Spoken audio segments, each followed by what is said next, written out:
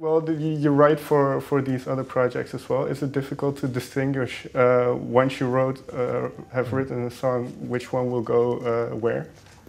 Well, the Alter Bridge records happened before the solo records, so it's always I always have years of songs built up for the Alter Bridge stuff, and then I'll throw all my best ideas at that, and then the ideas that we just don't have time to go over or don't make it, I'll bring that to the solo album, and then I'll write more for the solo album as well. But usually Alter Bridge just gets first dibs on my current stuff. As far as the Creed stuff, we haven't done a new record in quite some time, and it's easy to tell between a Creed song and an Alter Bridge song. That's because we've been up to that task since day one, trying to keep Alter Bridge sounding different than Creed. So if anything ever sounds like Creed, a big alarm goes off in the studio. So once you start writing, you instantly know, well, this is going to be... Yeah. Okay. Yeah, we're all pretty good filters for that. But, you know, speaking about this material a little more, when Mark was writing a solo record, I think he was kind of in the headspace, you know, writing heavier, more aggressive songs. And I think maybe some of that, after he was done getting it out of his system and touring with Tremonti, I think that maybe some of that spilled over into the writing with Alter Bridge. So who knows? But we just, when we got in there and started, it was just about, you know, having fun and challenging yourself. And we really didn't conform to the past, like, arrangement styles or tempos or, you know, or anything like that. So it just kind of happened very naturally, this one, without thinking about it too much.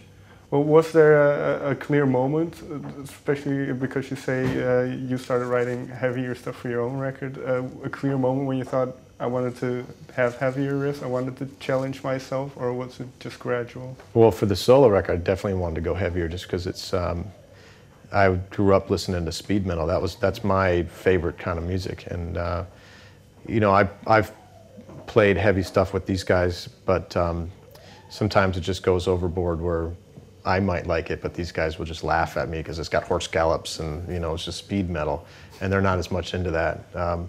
So because I've worked with these guys in both Creed and Alter Bridge, when I do the solo stuff, I just want to make sure that the stuff I could never use with those bands I used in my solo record, which is this, you know, the heaviest of the stuff I've done.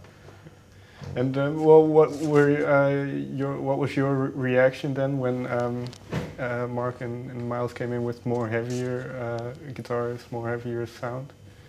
Let's go. Just picked up the bass and started to put in some input with the rhythm section, and then we all kind of worked together and built the song. You know. We get into pre-production once we have the material to as far as we can get it, and then we listen with fresh ears with Elvis, and that's when we really polished it up and got all the tempos right. But it's just, you know, it was challenging, and I think I as a bass player really pushed myself and stepped outside of my boundaries a little bit for this one, and I'm pretty proud of it. In what sense? Just in terms of bass lines, or? Yeah, I just moved around a lot more as a bass player. I don't really try to stick to just the progression. I like to float in between all the instruments. You know, if there's something that I hear vocally, I'll try to key off of that. You know, and I just kind of stuck with my roots and my instincts. But at the same time, I think I channeled some of my influence as well. So I'm proud of it. Madonna, yeah. But would you say this was a natural progression for the band, starting out? That now you have your sense of direction, or is it just we'll try some harder songs on this album and maybe next album? I just don't ever want to get comfortable with where we're at. You know, just kind of keep doing something different on every album. So who knows what the next album will sound like? But hopefully it won't sound like, you know, it'll just sound like the next step from this album.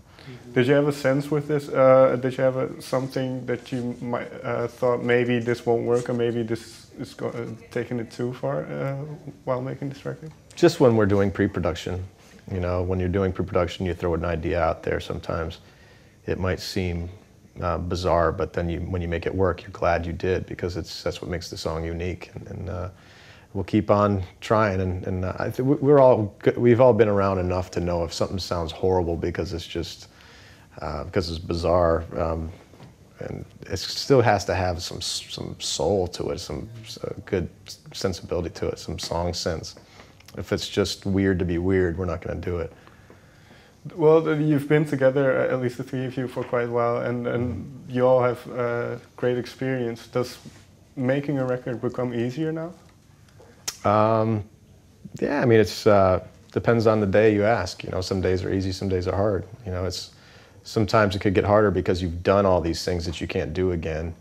You got to keep reinventing yourself, but it's easier to know the process of making an album, but it's harder to keep on pushing yourself further, because the farther you push yourself, you got to just go that much further the next time. Yeah, I want to talk about one song in particular. That was Waters Rising, where you start, you take the vocals for your account. Why, or when was the decision made that you were going to sing on this? It was after I'd recorded all my rhythm guitars, and Miles had gone back and forth doing some Slash touring, and it was kind of running out of time, and that was the song that he was struggling with lyric-wise, and I had already written the lyrics to the chorus, and like, well, why don't you just finish it and sing it? So at first I was like, oh, I wish I could pick the exact song that would fit my voice the most, but you know, we made the most of it, and it's been fun, and we sing it. You know, we play it every night now, and the fans seem to dig it. So it's been good. Which one would you have picked that fitted your voice the best? I think "Pieces Broken" is my favorite chorus on there that I would have liked to sing. But as a song as a whole, I'm not sure. I'd have to go back through and choose. But I'm glad, you know, looking back on it, Waters Rising worked out well. Okay. Well, again, Waters Rising, the song is, I think also, is it about environmentalism as well? Or? It's just about the post-apocalyptic. It could be a nuclear war, it could be environmental disaster, it could be any kind of thing man-made that eventually will, you know, end the earth. That's deep. Well, what would you give us an explanation why, because previous record was already darker thematically, and this one could be argued is also quite dark. Why would you say, how would you explain this trend? I don't know, I think we just don't write Cheeseburger in Paradise type songs, you know. We're, I guess it's when we're writing, it's just easier to go to that space. You know, it's more fun. It's more therapeutic to write about things that anger you than, you know, we don't sit around and write a song that makes us cheery and happy and want to go dance. It's just not us. Or jingles. Yeah. Provokes thought, you know. Does it work in that cathartic way that you have an outlet for it, or doesn't it go that far? Sometimes I think it works at the moment when you're writing it, but then when you have to sing it and relive it night after night, it just keeps you in that space. So you have to watch comedies at night and cheer yourself up. But certain songs like Blackbird, I know is hard for Miles to sing. In Loving Memory would be hard for me to perform every night. So we just try and, you know, when we write, we just like to write about things that are emotional. Okay, I think my time is up. So thank you guys. Thank you.